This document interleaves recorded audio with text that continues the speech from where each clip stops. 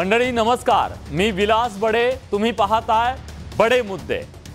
आज बडे मुद्दे चर्चा राज्यातल्या बळीराजावर आलेल्या अभूतपूर्व अशा अतिवृष्टीच्या संकटाची, त्याच्या इतर प्रश्नांची, त्याच्या वेदनेची। पण सुरुवातीला बघूया आजचे काही बडे मुद्दे।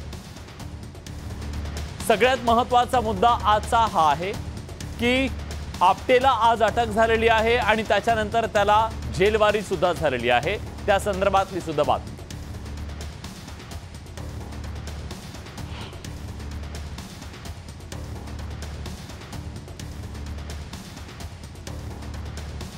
तर या सगळ्यावरून जयदीप आपटेच्या अटकेवरून आता पुन्हा एकदा राजकारण तापलंय।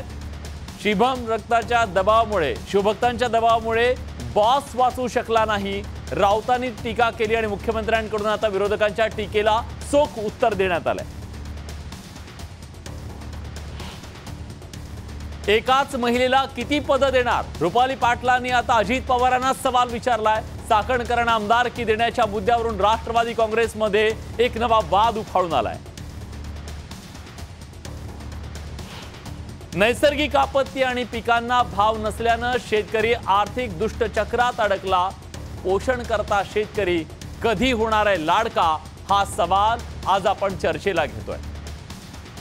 नैसर्गिक आपत्ती आणि पिकांना भाव नसल्यानं शेतकरी आर्थिक दुष्टचक्रात अडकला आणि त्यामुळे याला मदत नेमकी कधी दिली जाणार आहे? पीक विमा कधी मिळणार आहे? हा सवाल। आणि या चर्चेची सुरुवात मला एका शेतकऱ्याच्या गाराण्यानं करायची आहे। जरासं पहाना साहेब, शेतकरी मरणाच्या दारात आहे। बिग बॉसची सगळीकडे चर्चा किती जोरात आहे। महाराष्ट्राच्या मातीत शेतकरी किती संकटात आहे। जरासं पहाना साहेब, शेतकरी मरणाच्या दारात उभा आहे।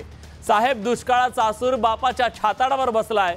जरासं पहाना साहेब, पाणीच पाणी वावरात आहे। हिरोची आत्महत्या की खून शोधायची किती धडपड आहे। जरा बघा ना साहेब, पावसामुळे माझ्या बापाची किती पडझड आहे। मोड आले हो साहेब, कोंब फुटले हो साहेब। पीक आता डोहात आणि पीक आता चिखलात आहे। जरा बघा ना साहेब, पाणीच पाणी वावरात आहे। बाप जहर पिऊन मेला तेव्हा तुम्ही यायला पाहिजे होतं। तडकाफडकी काहीतरी आदेश जायला हवं होतं। बापाची वाट पाहत माय अजून विचारात आहे। जरासं पहाना साहेब, शेतकऱ्याच्या वावरात किती पाणी आहे। तुम्हाला काय माहिती, यावर्षी आसमानी संकट आलं। खोटारड्या पीक विमा कंपन्यांमुळे 3-4दा पेरून झालं। जरासं पहाना साहेब, वावरात पाणीच पाणी आहे। शेतकरी मरणाच्या दारात आहे।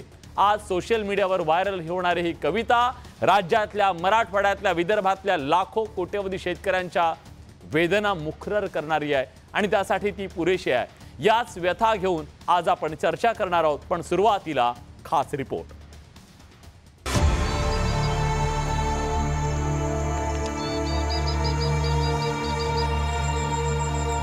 मराठवाडा, विदर्भावर आभाळाचा कोप झाल्यानं वावरात जेवढं पाणी आहे तेवढंच शेतकऱ्याच्या डोळ्यात आहे। आता काय करू? एवढी पाणी। शेतकऱ्यांचा हा आक्रोश सरकारपर्यंत पोहोचणं गरजेचं आहे, कारण शेतकऱ्यांच्या तोंडचा आज घास हिरावला गेलाय। तसं पाहिलं तर मागील काही वर्षापासून राज्यातला शेतकरी सातत्यानं नैसर्गिक आपत्तींना तोंड देतोय। दुष्काळ आणि अतिवृष्टीनं शेतकऱ्यांना तोटा सहन करावा लागतोय। त्यामुळे आज त्याला नाईलाजानं सरकार पुढे हात पसरावे लागतायत। त्यातूनही पिकविलेल्या मालाला गेल्या 3-4 वर्षामध्ये भाव योग्य मिळत नाही। शेती कशी करावी फिकीर पडली आहे। निवड शेतीवर जीवन जगणाऱ्याला स्वतःच्या आरोग्याचा दवाखाना लागला तर दवाखान्यात जायची ऐपत नाही, लेकराला शाळेला शिकवायची ऐपत नाही। शेती सोडून करावं तर काय, हा फिकीर शेतकऱ्यात पडलेले। कधी ओला तर कधी कोरडा, दुष्काळाचा शेतकऱ्यांवर वार आहे। वैऱ्याच्या वारानं त्याचं काही वाचलं तर त्याला भाव नाहीये। 2019 मध्ये सोयाबीनला प्रति क्विंटल 11,000चा भाव होता। आज सोयाबीनला प्रति क्विंटल 4,000चा भाव मिळणं मुश्किल आहे। कपाशीला 10,000चा भाव तरी मिळायला हवा, पण 7,500चा दर मिळतोय। आंतरराष्ट्रीय दराचा परिणाम होत असल्यानं कपाशीला भाव मिळत नाही असं सरकार म्हणतंय। केंद्र सरकारचं निर्यात धोरण कांदा उत्पादक शेतकऱ्यांच्या मुळावर येतंय। विदेशात चांगला भाव मिळत असताना निर्यात बंदीनं शेतकऱ्यांना भाव मिळत नाही, हेच त्याचं दुखणं आहे। तर दुसरीकडे सरकारची धोरणं शेतकरी विरोधी असल्याचा आरोप विरोधक करतायत। सरकारकडे इतर सर्व वायफळ कामांसाठी पैसे आहेत, पण शेतकरी जेव्हा मरणपंथाला लागतो, शेतकऱ्याचं आयुष्य वाहून जातं, तेव्हा शेतकरी आपला लाडका आहे असं या सरकारला कधीच वाटलेलं नाही। विरोधकांनी केलेले आरोप सत्ताधारी फेटाळतायत। 4 नवी आश्वासनं पुन्हा त्यांच्या पदरात टाकतायत।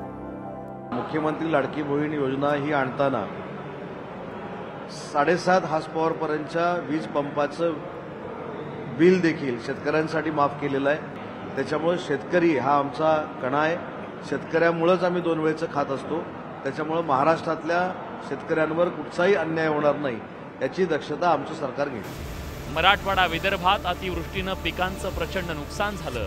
सत्ताधारी आणि विरोधक शेतकऱ्याला धीर देण्यासाठी बांधावर पोहोचले। आज त्याला कोरडी सहानुभूती नाही, उभं राहायला आर्थिक पाठबळ हवाय। शेतकऱ्याच्या पिकांना चांगला भाव हवाय। किती सत्ता आल्या आणि किती सत्ता गेल्या, शेतकरी कायम विरोधकांचाच लाडका राहिला। सत्तेत गेल्यावर मात्र तो कुणाचा लाडका होत नाही, हीच त्याची खंत आहे। Bureau report, news 18 Lokmat.